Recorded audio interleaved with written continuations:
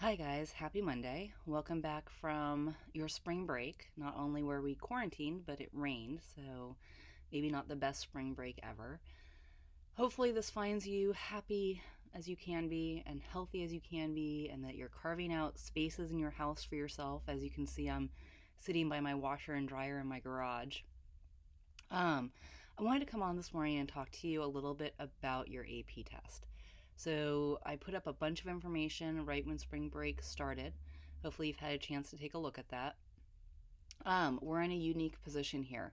I'm going to try and prepare you the best I can for an unknown test. It's a test that we've never seen before.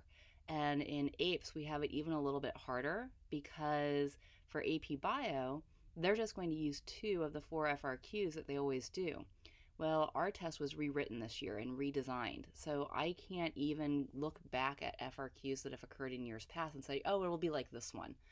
I'm going to do my best to give you guys lots of practice. It is open book, open note, open Google. They know that.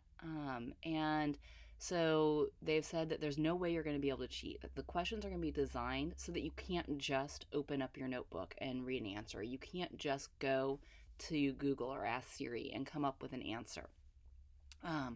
What this means is that it's going to be 100% application based. They're going to give you data that you're going to have to read off a graph, and then you're going to have to come up with solutions for different environmental scenarios. The first thing I would say to do today is to take your composition book. If you've been spending a good amount of time and doing it in the spirit that it was assigned, and all this times you're going, why am I doing this? I'm not getting hardly any points. This is your payoff for those of you who actually did it well. Take post-its notes and put tabs for the different topics so that if the question comes up and it's eutrophication, you know right where to flip to in your notebook for any information on eutrophication. If there's a way that you can apply the use of an environmental law, that you know exactly where you can flip to find that environmental law. The first thing you need to do is organize your composition books. Okay, sorry, I had to pause there for a second because the trash truck came and made my office really loud. So, organize your notebooks. That's number one. Number two is I have on the Google Classroom my big review website. And if you haven't looked at it yet, the big review website is basically divided by topic, and it's got review questions on it, kind of like the study guide, but not. And then it's got a list of vocab terms.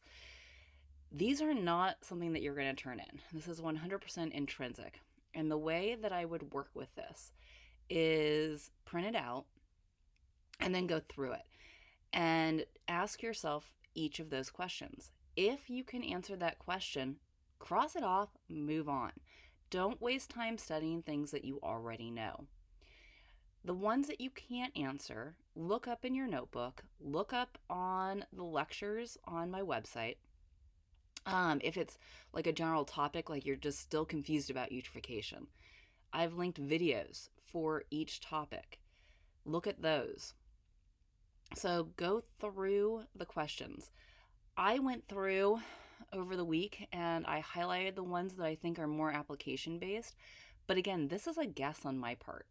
I know what the format of the questions look like, but I don't have examples of them. So I've gone through and highlighted the ones that, if you're not going to do anything else, look at the ones I've highlighted. You need to know the vocab. The vocab's like a foreign language. This is like Spanish. You need to be able to write your FRQs using the vocab of APES. So just like you went through the review sheet with the questions, go through the vocab. Any vocab that you can define right away, cross off the list. And then the ones that you can't, look up the definitions. Make sure that you can speak in the language of APES. So go through those two things. Again, not required. I'm not grading it. It's only to benefit you. If you do nothing, you're not going to pass this year. I guarantee it. Even though these questions are 100% application based, you're going to want to know the laws. Because if you don't know the laws, then you can't utilize them in your application, in your remediation of whatever environmental problem is occurring. All right, let's talk about the test. I'm going to find out more on the 14th. I have a webinar with the AP board, and on the 28th. And after each of those webinars, just like I did after the last one, I'll pop information up on the Google Classroom underneath information from the College Board. Your test is going to consist of 2 FRQs, a 20-minute FRQ with 5 minutes to upload, and a 15-minute FRQ with 5 minutes to upload, for a total of 45 minutes. You have to upload in those 5 minutes. If you don't upload, then it doesn't count and your test gets invalidated. And I'll know more about that on the 28th. That's when they're going to show us exactly how these tests are going to occur. The AP board acknowledges that there's no way to keep you from looking things up in your notebooks. There's no way to keep you from Googling. There's no way to keep you from texting a friend. So these questions are going to be designed to prevent you from being able to do that, which means nothing is going to be a simple answer. It's going to require at least 2 steps in a thought process. Question number 1 is going to present you guys with an authentic environmental scenario accompanied by either a model or visual representation or quantitative data, and assess you guys' ability to describe and explain environmental concepts. So let's use eutrophication as an example. The way I could see this is they're going to talk about some river, probably in the mystical city of Fremont, that's undergoing a eutrophication event. They are then going to show you either probably an oxygen sag graph, or a graph with fish die-off, or maybe both. And your first, like A, is probably going to be pulling information off that graph somewhere. Like, could you identify where the source of the pollution incoming for eutrophication is occurring based on that oxygen sag? So it's going to be some kind of graph or map that you're going to have to analyze. I can't maybe see them making you graph, because you're going to have the option to do this either on paper and then you take a photo of it with your phone and upload it, or on the computer, and it's really hard for you guys to hand graph on the computer. So that one, I don't know. I would have a hard time believing that they'd make you do that. So you'd have to describe what eutrophication is. Okay, that's Googleable, kind of. But in your own words. So they're going to be all kinds of plagiarism checks.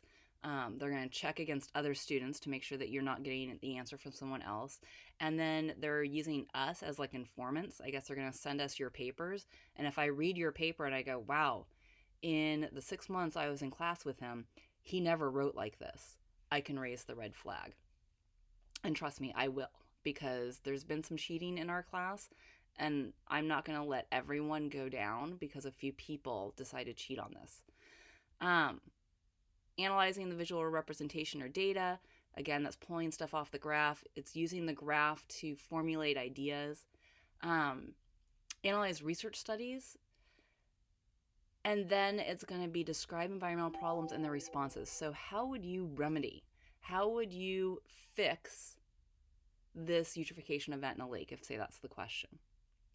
All right, question number 2, again, authentic environmental scenario accompanied by a visual representation or quantitative data. Same layout, right? So they're going to give you something that has occurred in the environment, maybe mass extinction, and there's going to be a graph that's going to go with it, or there's going to be a map of extinction that's occurring in an area, and you're going to have to piece together, like, oh, what's the human population in that area, and what's the predator-prey, and was there disease? Again, describe and explain environmental concepts, processes, models, analyze visual data, propose and justify environmental solutions. Okay. We are going to practice this. I know that I have access on the AP Classroom to FRQs that will allow us to practice this. The way I see our weeks going is on Monday, I'll tell you the topic, or maybe Thursday night, I'll tell you the topic of what we're going to be doing for the next week. And then on Thursday, starting at 8 a.m. until 8 p.m., I'll have a window open for you guys to take 1 or 2 practice FRQs. I'll grade those FRQs, and that will be the grade going into the grade book. Our days run Thursday to Thursday. I'm putting this out today just because of spring break, and I don't want to lose an entire week here. So your first practice FRQ will be on foundations, and it will be on Thursday. And then Thursday night, I'll tell you the next topic, although you can kind of guess I'm going to go in the order of that review sheet. Like always, I'm going to run office hours from 9 to 10 if you want to pop in, ask me questions, get clarification on anything on those review sheets. I haven't decided whether I'm going to keep those office hours on Zoom. There's been some issues, or switch it over to the Google Meets, because I guess now I can do Google Meets through Google Classroom. We'll figure it out. Today we're going to stick on Zoom, so this is Monday. But that's all I've got for you. I wanted to pop in and talk to you about the test. As I get more information, I might do more videos like this. Obviously, sitting in my garage, waiting out trash trucks is not the most comfortable, and, we'll get through this, and we'll pass. I've always had a good pass rate, so we'll continue that, and have faith that you guys have the knowledge that you need. All right? Have a good day, and good luck.